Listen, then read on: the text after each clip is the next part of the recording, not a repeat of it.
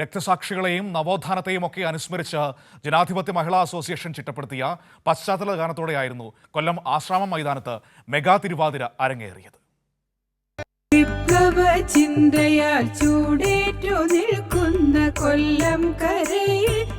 സംസ്ഥാന സമ്മേളനത്തെയും അതിന് വേദിയാകുന്ന കൊല്ലത്തെയും പ്രകീർത്തിച്ചുകൊണ്ട് മുൻ മേയർ പ്രസന്ന അണസ്റ്റ് രചിച്ച ഗാനത്തിനൊത്ത് നൂറുകണക്കിന് വനിതകൾ ചുവടുവെച്ചു.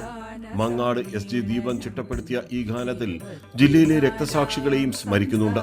ജില്ലയുടെ വികസനവും ജൈവ വൈവിധ്യവും LDF സർക്കാരിനുള്ള അഭിവാദ്യവും പാട്ടിന്റെ വരികളിലൂടെ വായിക്കാം.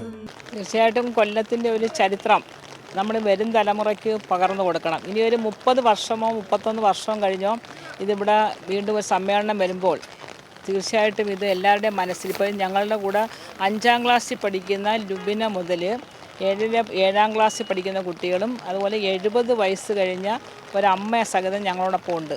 അപ്പോൾ ഇതൊരു എല്ലാവരെയും ഞങ്ങളിത് ബോധ്യപ്പെടുത്തി. ഇതായിരുന്നു കൊല്ലം. അന്നത്തെ കൊല്ലവും ഇന്നത്തെ കൊല്ലവും കൂടെ നമ്മളൊന്ന് ഒരു സമയത്ത് മാറുമറയ്ക്കാൻ കഴിയാത്ത കാലം, അതിനെല്ലാം സാക്ഷ്യം വഹിച്ച. അതുപോലെ നമ്മുടെ കടയ്ക്കൽ സമരമുണ്ട്, നമ്മുടെ ശൂരനാട് സമരമുണ്ട്, കുണ്ട്ര വിളംബരമുണ്ട്, പിന്നെ നമ്മുടെ ജൈവ വൈവിധ്യങ്ങളുടെ കലമുറയാണ് നമ്മുടെ അഷ്ടമുടിയുണ്ട്.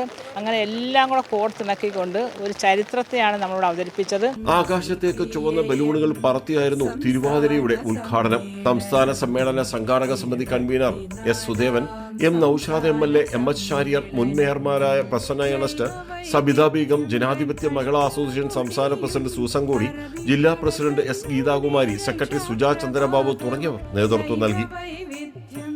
രാജ്കുമാർ, കൈരളി ന്യൂസ്, കൊല്ലം.